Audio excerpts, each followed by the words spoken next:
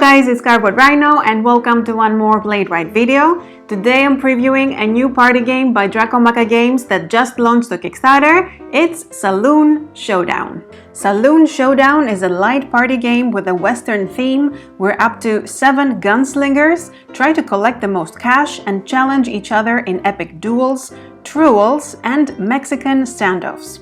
It takes quick reflexes, guts, and some luck to win this game, and we're gonna see right away how it plays. Each player starts with 3 cards in hand and must always discard down to 3 during the game. Everyone also takes $20 loot and 20 bounty, and you deal 4 open cards on the table. We of course have the 4 guns and the bottle in the middle of the table, and the remaining money at the bank.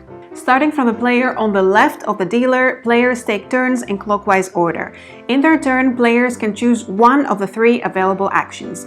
The first option is to draw a card. The player can draw 1 card from those face up on the table or a face down from the deck and discard another one, so to have 3 cards.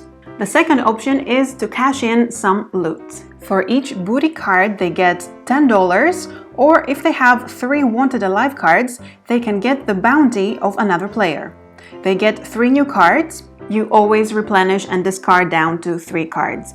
The third and more interesting option is to threaten someone. You can take a gun from the table and point it against another player, saying, "Do you feel lucky?" The threatened player can answer in 2 ways. One is to tell you, "You are bluffing." If this is the answer, both players reveal the number of bullets on their cards in hand. The player with the most bullets steals $20 from the other. The other way they can respond to "Do you feel lucky?" is to say, "Do you?" And then of course we go into a duel. In the duel, players exchange cards and they need to be quicker in shooting the other. The majority in colors on the cards tells you which gun you must take. The majority in targets tells you which body part to aim at, and the majority of a gunshot sound tells you what to shout. For example, I must take the blue gun, aim at the head of the opponent, and shout "Blam!"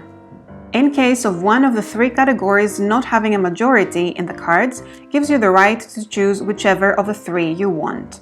The player who lost the duel gets 1 wound. The winner takes the bounty of the loser and places it in their own loot, and their bounty increases by $10. However, there's some special cards and occasions that may arise during the threatening action. When you are threatened while holding at least 1 card with a horse, you can flee, and the player must choose another target to threaten. If you have 3 cards with the sheriff icon in your hand, then when someone threatens you, you reveal your cards and say, "I am the law." The threatening player loses their turn and the sheriff takes the value of the threatening player's bounty from the bank. If you enter a duel being the law and you win, then you also take the bounty of the lost player in addition to the amount from the bank. The wanted alive cards that we saw already can be also used to stop a player from threatening you and immediately collect their bounty. Then, when it's your turn and you want to threaten someone, if you have 3 cards with this symbol, you become the Desperado. You threaten 2 different players and no other card can interfere what's coming. All 3 players go into a truel. The truel works in the same way as a duel, but you pass your cards to the player on your right, and the Desperado wins if they hit one of the 2 opponents before they hit back and gets their bounty. Otherwise, the other 2 players win and split the Desperado's bounty in half. Losers also get a wound as normal. Last, when someone is being threatened and you have at least 1 card with this symbol, you discard it, take one of the guns and say, "I don't think so." Other players can join in doing the same up to how many available guns there are, and they all enter a Mexican standoff. The first player that was threatened does not participate and becomes the judge. Flips 3 cards from the deck all at once, and the first player to hit somebody using those cards wins the standoff.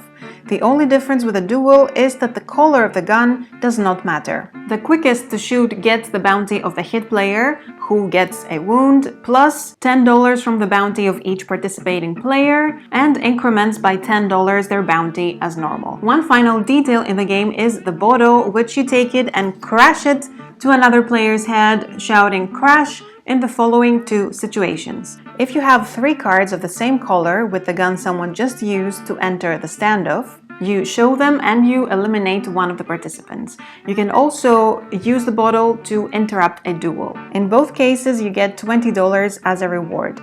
Also, during a duel or a standoff, you can use the bottle if the gun you should take is not available. To win the standoff, you also must be the last player to act. The game ends when either one of the players gets their 3rd wound or when someone reaches $130 worth of loot. All players sum up their loot and bounty and subtract $10 for each of their wounds. The player with the most money is the winner, and in case of a tie, the higher bounty wins. So this was Saloon Showdown. It's a light, fun game to play with a group of friends who like interaction and Western movies and plot twists and gimmicks and all that. If you want to know more about the game, I'll have the link to the Kickstarter campaign page in the description below. Thank you very much for watching, and I'll see you in the next video.